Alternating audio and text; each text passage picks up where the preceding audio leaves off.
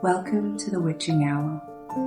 I am your host, Sandy, and tonight I will be reading you Frankenstein by Mary Shelley.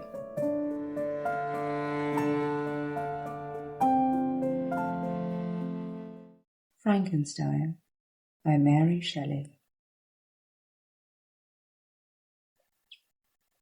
Letter 1. To Mrs. Saville, England. St. Petersburg, December 11. You will rejoice to hear that no disaster has accompanied the commencement of an enterprise which you have regarded with such evil forebodings. I arrived here yesterday, and my first task is to assure my dear sister of my welfare and increasing confidence in the success of my undertaking. I am already far north of London, and as I walk the streets of Petersburg, I feel a cold northern breeze play upon my cheeks, which braces my nerves and fills me with delight. Do you understand this feeling? This breeze, which has travelled from the regions to which I am advancing, gives me a foretaste of those icy climes. Inspirited by this wind of promise, my daydreams become more fervent and vivid. I try in vain to be persuaded that the pole is the seat of frost and desolation. It ever presents itself to my imagination as a region of beauty and delight. There, Margaret, the sun is forever visible, its broad disk just skirting the horizon and diffusing a perpetual splendour. There, with your leave, my sister, I will put some trust in preceding navigators. There, snow and frost are banished, and sailing over a calm sea, you may be wafted to a land surpassing in wonders and in beauty every region hitherto discovered on the habitable globe. Its productions and features may be without example, as the phenomena of the heavenly bodies undoubtedly are in those undiscovered solitudes. What may not be expected in a country of eternal light? I may there discover the wondrous power which attracts the needle, and may regulate 1,000 celestial observations that require only this voyage to render their seeming eccentricities consistent forever. I shall satiate my ardent curiosity with a sight of a part of the world never before visited, and may tread a land never before imprinted by the foot of man. These are my enticements, and they are sufficient to conquer all fear of danger or death, and to induce me to commence this laborious voyage with the joy a child feels when he embarks in a little boat with his holiday mates on an expedition of discovery up his native river. But supposing all these conjectures to be false, you cannot contest the inestimable benefit which I shall confer on all mankind to the last generation by discovering a passage near the pole to those countries to which at present so many moths are requisite, all by ascertaining the secret of the magnet, which, if at all possible, can only be effected by an undertaking such as mine. These reflections have dispelled the agitation with which I began my letter, and I feel my heart glow with an enthusiasm which elevates me to heaven. And nothing contributes so much to tranquilize the mind as a steady purpose, a point on which the soul may fix its intellectual eye. This expedition has been the favourite dream of my earlier years. I have read with ardour the accounts of the various voyages which have been made in the prospect of arriving at the North Pacific Ocean through the seas which surround the pole. You may remember that a history of all the voyages made for purposes of discovery comprised the whole of our Uncle Thomas's library. My education was neglected, yet I was passionately fond of reading.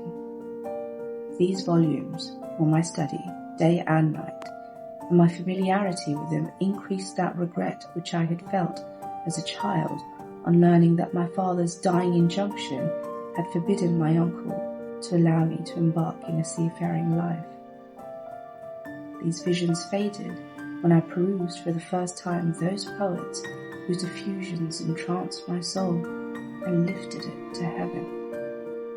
I also became a poet, and for 1 year lived in a paradise in my own creation. I imagined that I also might obtain a niche in the temple where the names of Homer and Shakespeare are consecrated. You are well acquainted with my failure and how heavily I bore the disappointment. But just at that time, I inherited the fortune of my cousin, and my thoughts were turned into the channel of the early event. 6 years have passed since I resolved on my present undertaking. I can, even now, remember the hour from which I dedicated myself to this great enterprise. I commenced by inuring my body to hardship. I accompanied the whale fishers on several expeditions to the North Sea. I voluntarily endured cold, famine, thirst, want of sleep. I often worked harder than the common sailors during the day, and devoted my nights to the study of mathematics, the theory of medicine, and those branches of physical science from which a naval adventurer might derive the greatest practical advantage. Twice I actually hired myself as an undermate in a Greenland whaler, and acquitted myself to admiration. I must own I felt a little proud when my captain offered me the second dignity in the vessel, and entreated me to remain with the greatest earnestness, so valuable did he consider my services. And now, dear Margaret, do I not deserve to accomplish some great purpose? My life might have been passed in ease and luxury, but I preferred glory to every enticement that wealth placed in my path. Oh, that some encouraging voice would answer in the affirmative. My courage and my resolution is firm, but my hopes fluctuate, and my spirits are often depressed. I am about to proceed on a long and difficult voyage, the emergencies of which will demand all my fortitude. I am required not only to raise the spirits of others, but sometimes to sustain my own when theirs are failing. This is the most favourable period for travelling in Russia. They fly quickly over the snow in their sledges. The motion is pleasant, and in my opinion, far more agreeable than that of an English stagecoach. The cold is not excessive if you're wrapped in furs, a dress which I have already adopted, for there is a great difference between walking the deck and remaining seated, motionless for hours, when no exercise prevents the blood from actually freezing in your veins. I have no ambition to lose my life on the post road between St. Petersburg and Archangel. I shall depart for the latter town in a fortnight or 3 weeks, and my intention is to hire a ship there, which can easily be done by paying the insurance for the owner, and to engage as many sailors as I think necessary among those who are accustomed to whale fishing.